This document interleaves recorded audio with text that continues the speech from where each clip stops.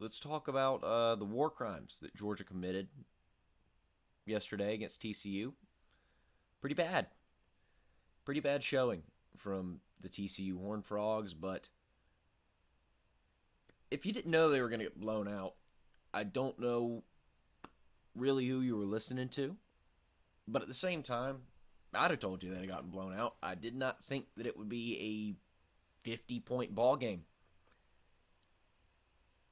This was the JV squad going up against varsity before the season started and just getting their brains beat in is a little tune-up. And this was the national championship game. It's wow. So the first thing I want to discuss is who believed in TCU. Who put it in your mind to believe in TCU, and why did you listen to them? Because there is only one player on TCU's entire roster that would have started for Georgia, and that's Quentin Johnston. One. Understand that Max Duggan, you can maybe make the argument Max Duggan is a better quarterback than Stetson Bennett. I'd at least hear you out. So let's say, best case scenario, you got two guys. Two of them. They're going to start on Georgia's roster. And people actually wanted to believe that this would be a competitive game. Some people wanted to believe that TCU would win this game. And believe me, I was rooting for TCU.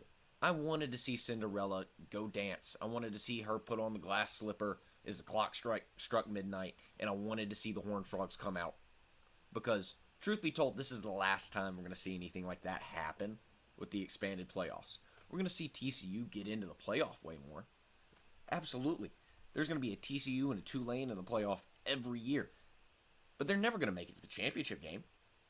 Never. Never again. Never again. Because all you're going to do when we expand this playoff is put more talented teams that slip up in the regular season, like Alabama did, in the playoff, and they're just going to trounce TCU in the semi. TCU's never going to make the Natty again. Are you kidding me? No team like TCU is ever going to make the Natty again. What happened to Cincinnati last year in the semi is going to happen again. That's the farthest any of these teams are going to make it, and the only reason they're going to make it there is because of the... I don't even have a word to describe it. Formatting for this current playoff that is projected for the 12 team, where the four highest seeds go to the four highest ranked conference champions. That bye week that they're going to get, that contrived bye week that they're going to get, is the only thing that's going to put a TCU in the semifinal round to begin with. You're telling me that a number 5 non-SEC champion between Georgia or Alabama is worse, even though they'd be ranked ahead of them all season, but because they're not the champion of the conference, they get a bit put behind them. I'm all for expanding the playoff, but the contrived manner in which we've done the four highest ranked conference champions, and we've got to have the highest ranked G5 team in there, is only going to make a lot of these playoff games just boat races. And it's not going to particularly change. I mean, this was the best semifinal round that we've ever gotten, absolutely. And the only reason that we got it was because the committee clearly ignored who should be ahead of who for the sake of making entertaining matchups. That is the only reason. TCU should have never been third. TCU should have been fourth if you want to put them in, and we'll discuss that later. But they should have never been third. They should have never played number 2 Michigan to start. But no, that was the best matchup on paper. Ohio State was the best matchup with Georgia on paper, and the committee knew that. They knew they didn't want the rematch with Ohio State and Michigan, and they straight up made sure that it didn't happen for the sake of competitive semifinal games, and the reward for that was the least competitive championship game that we have seen ever. Ever. It's... God. As a college football fan, it is frustrating to see what we saw last night because it's just such a awful way to end the season in a game that the reason that most people continued to watch was for an Ant-Man trailer to come out. And then after that came out, I imagine the rating numbers plummeted. If they didn't plummet before that. But the number one reason that I'm saying all of this is because talent means everything in college football. Recruiting and stars mean everything in college football. Yeah, you can give me the heart over stars bullshit, but it doesn't translate on the field. Heart over stars whenever there's a couple 4 stars on the other team, but whenever you're going up against Georgia or Alabama, the 5 stars are going to run you into the dirt. I don't care how much heart you have. I don't. Because talent wins. And there are only 3 teams in the country this year that were talented enough to win. That was Georgia, who obviously won, Ohio State, who took Georgia to the wire, and Alabama. When Tennessee was healthy, when they had Hendon Hooker, you could give me Tennessee, and I believe you. And truth be told, it's hard to say Michigan shouldn't be in over Ohio State. I get that. You're kind of invalidating head-to-head. But truth be told, those are the 4 most talented teams this year. I think it was pretty clear. And that's not the 4 teams we got. We got the 4 most deserving. We got Georgia, absolutely deserves to be there. Undefeated SEC championship. I mean, that team's always going to be in the playoff. They should have been in the playoff. They won the damn thing for a reason. We got Michigan, an undefeated Big Ten champion. Yeah, they deserve to be there. They beat Ohio State.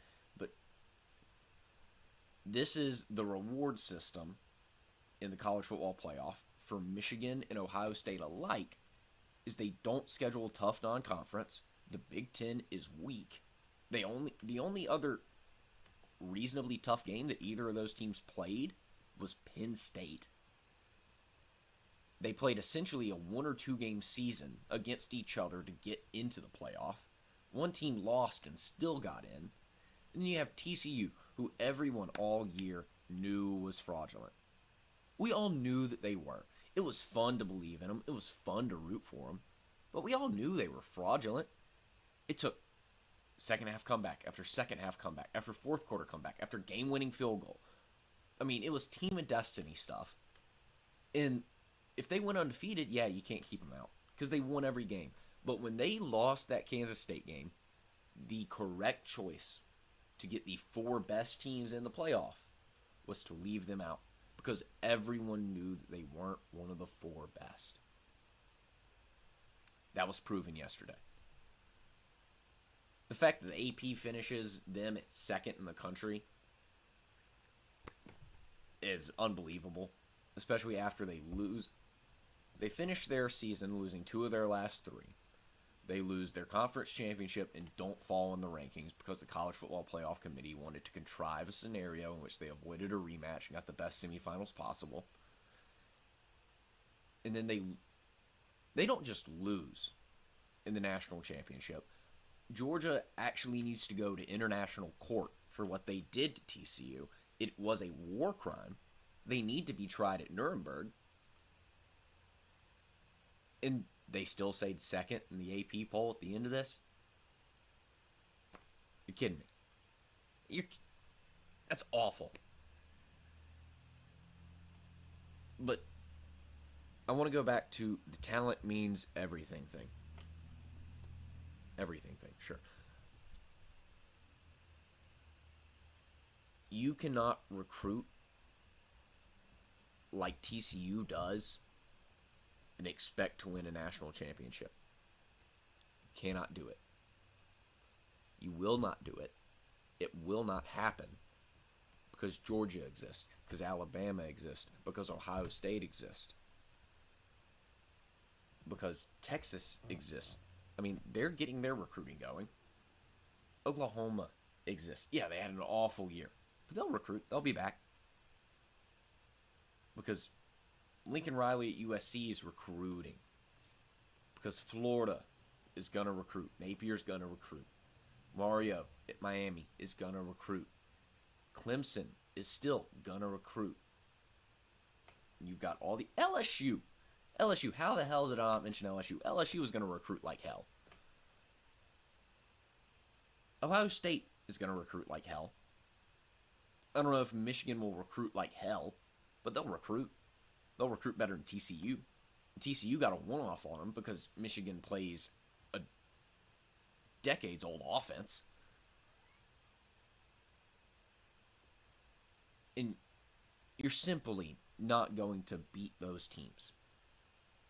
And we need to stop pretending that they would. Yeah, they got the fluke win against Michigan. They absolutely did. Congrats to them. But they proved that they didn't belong yesterday. They proved it, clearly. And,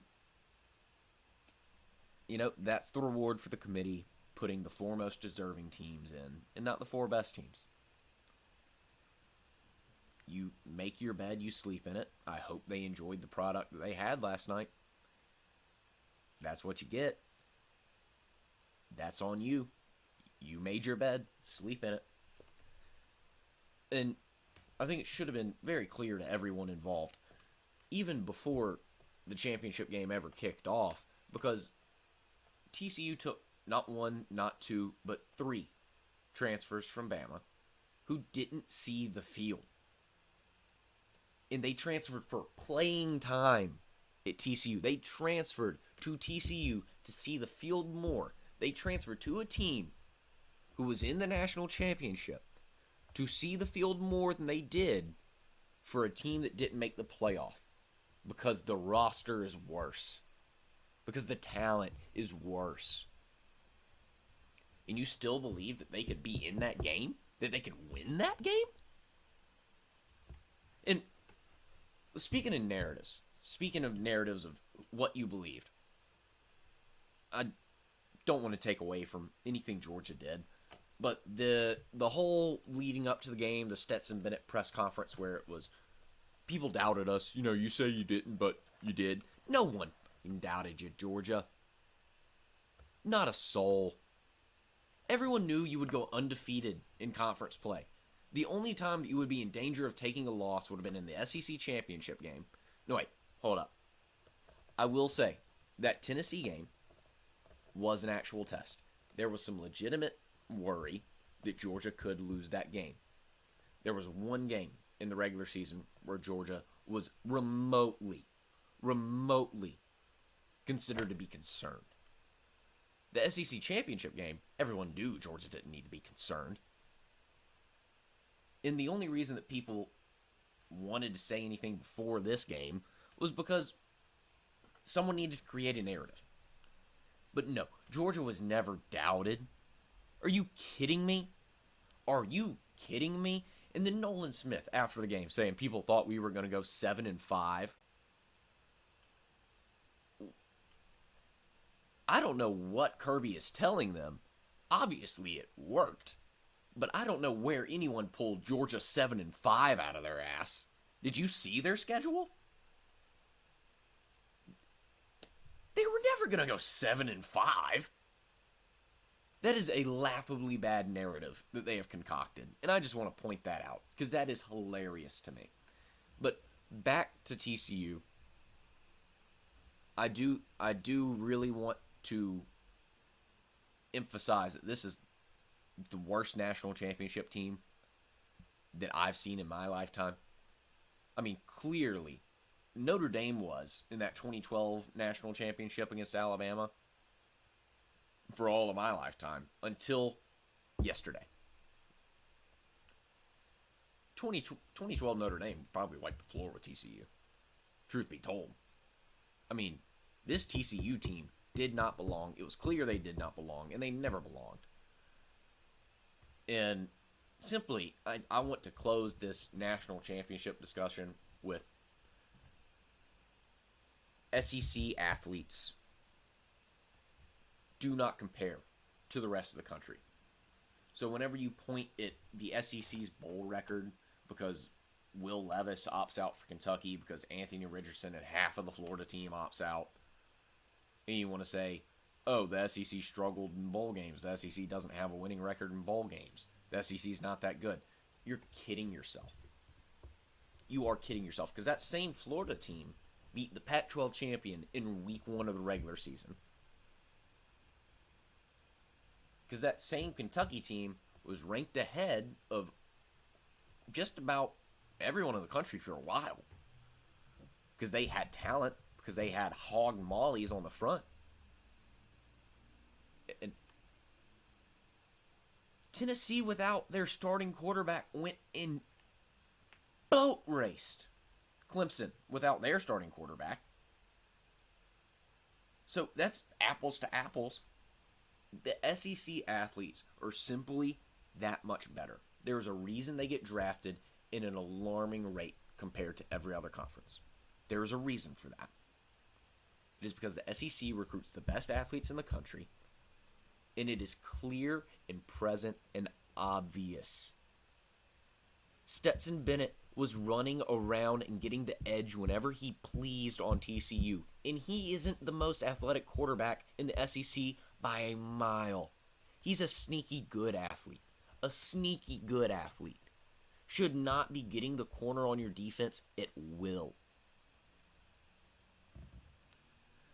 But let's move past that massacre, and let's talk about what should hopefully be some closer athletic contest. Go ahead and move into tonight's SEC basketball slate. We got 4 games on deck. I think 2 can be competitive. I think 2 are going to be bloodbaths. Starting with the one that I think is probably the most of a toss-up. LSU is hosting Florida. LSU needs to win this game. LSU needs to win it bad, because the 8 after it, they're probably going 0-8. I can go ahead and read this off for you real quick. So LSU, they host Florida tonight, and then these are their next 8 games. On the road at Alabama, home at Auburn, home hosting Auburn, home hosting Tennessee, on the road at Arkansas, hosting Texas Tech, away at Missouri, hosting Alabama, away at Mississippi State, and then at home against A&M. That home game against A&M is the first game that they are actually projected to win per KenPom, and that's only a 57% chance to win it. And then after that, they go away to Georgia, which they're also favored to lose, before hosting South Carolina, which, if you can't beat South Carolina at home, throw your team in the garbage. So if LSU wants to, have a 500 record this year, you've got to win this game. This game's a toss-up. It's on your home court. You've got to win it. And if you're Florida, I think your season's already gone. I think you're kind of just trying to see what you have. This is Todd Golden's first year at Florida. I don't think the alarm bells are going off. I think he'll get more than a year to figure this out. I think he's just looking and assessing at the roster at this point and seeing who wants to play. Florida's not in any immediate need to win this game. Winning it would be nice.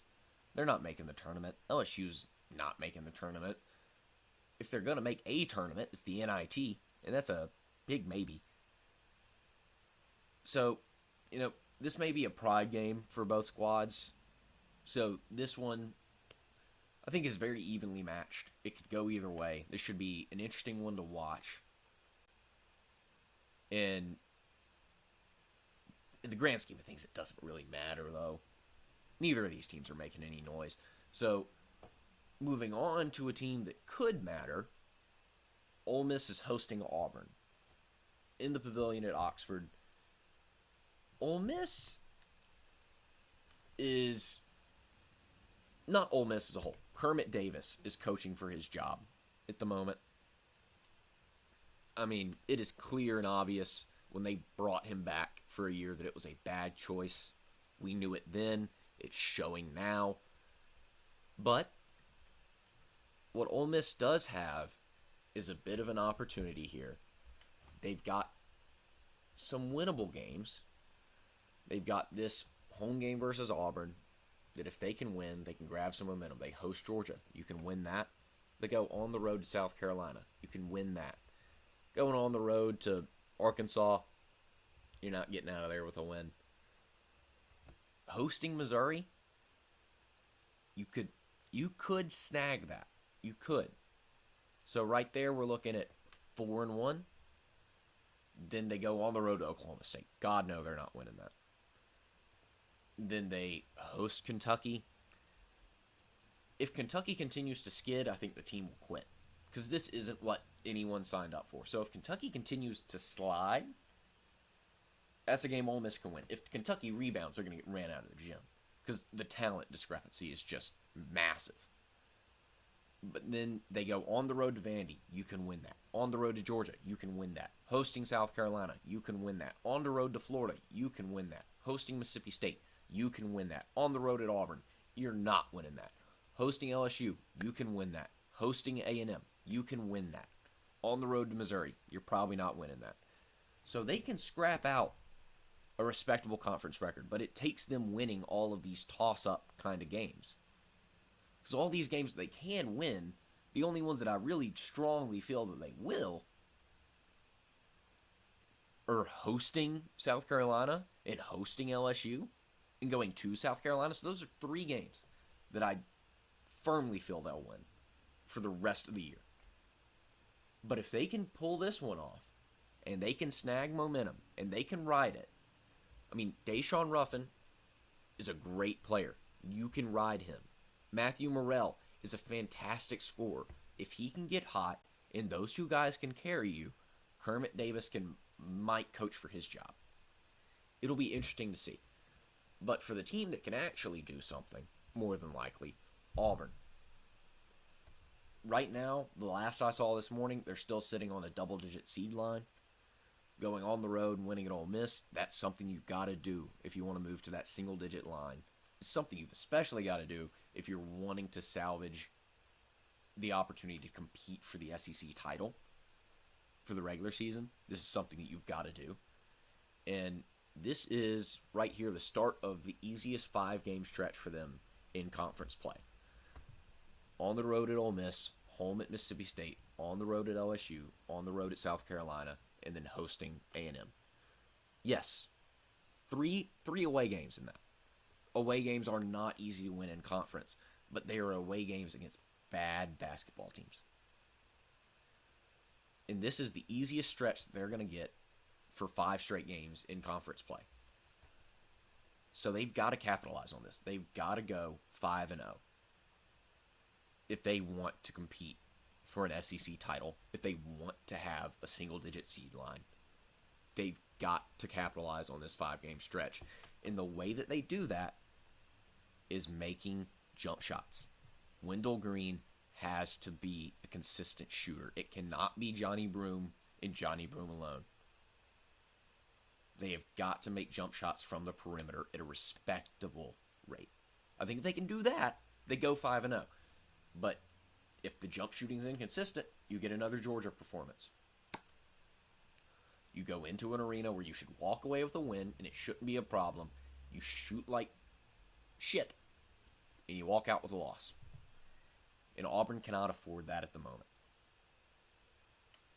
So I think Ole Miss, your best chance to win is you've got to bring all kinds of energy. You've got to play some great perimeter defense. You've got to smother their shooters so that they can't get their shots off. You've got to make Johnny Broome alone beat you. And I think a big part of that is if they can draw a big crowd in the pavilion and they can get some energy, I think that Auburn shooters can be disrupted. But I think that's not going to happen. I think Auburn's learned their lesson from that road trip to Georgia, and they're probably not going to let another easy road win slip them up. So I think Auburn does pull this one out. I don't think they pull it out by much, but I think they win. But moving on to the 2 very non-competitive games here in the SEC tonight. Up first, Tennessee and Vandy. Tennessee's going to win by however much they feel like winning. I think earlier in the season, this was a game that I had circled as a Tennessee look-ahead trap game because Kentucky is right next on the slate for them. And Kentucky's one of those teams that previously would have thought Tennessee could have been looking ahead towards that game and skipping over Vandy, and Vandy could catch them sleeping. But the way that Kentucky's playing right now, I don't think there's much looking ahead. I think Tennessee is in a position where they know that they should beat Kentucky, that as long as they do what they're supposed to do, they will beat Kentucky. So I think they're going to be clearly focused on beating the brains out of Vandy tonight. We'll see the walk-ons early. And on to the next name your score game. That's Kentucky and South Carolina. I think this is a big game for G.G. Jackson at South Carolina. Seeing how he performs against some UK level length and talent. I think this is big for his scouting report. This is a game that a lot of scouts will really pay attention to whenever they're evaluating his film. But this is also a game that Kentucky is going to dominate. I think this is the perfect bounce back opportunity for Kentucky and Cal after getting thoroughly embarrassed in Tuscaloosa. And I think that they will not let the foot off the gas. I think that you'll see a bit of a pissed off Sheboy. I think he'll have a monster game because I don't think anyone on South Carolina possesses the size to remotely bother him. I think that you'll see some shooters start to get in a rhythm against South Carolina here. And I don't think that Cal should let the foot off of the gas here. I think that you've got to beat the ever-living hell out of South Carolina if you're Kentucky to get confidence, to get swagger, to get momentum, so that maybe, just maybe, whenever you head to Tennessee... Wait, let me double check and make sure that this game is at Tennessee on Saturday. Yes, so Kentucky goes to Tennessee. It's going to be an incredibly difficult game to win, but it's going to be a game that Kentucky might feel like they need to win to make a statement. I mean, I don't think that they have to win that game for tournament purposes. I mean, look at this schedule. They go South Carolina tonight, easy win. Tennessee on the road, they're going to lose. But then they go Georgia at home, win. Texas A&M at home, win. Vandy on the road, win. Kansas at home, that's a loss. Ole Miss on the road, I think they win that one. Florida at home, I think they win that one. Arkansas at home, that one's a toss-up. I think it a lot depends on, does Arkansas have Nick Smith back at that point in time? If they don't, I'd say I'd give the edge to Kentucky. But then you go Georgia on the road. That's a win. Mississippi State on the road. Toss-up, because that Mississippi State defense can give Kentucky hell. You host Tennessee at home. I don't think they're winning either of their games against Tennessee this year. Florida on the road. You can go to Florida. You can win that game. Auburn at home. Depends on the kind of shooting night Auburn's having. Playing at Rupp. Vanderbilt at home. That's a win. Arkansas on the road. I think that's a loss. So I still see a lot of wins on Kentucky's schedule. I still see a lot of decent wins on Kentucky's schedule.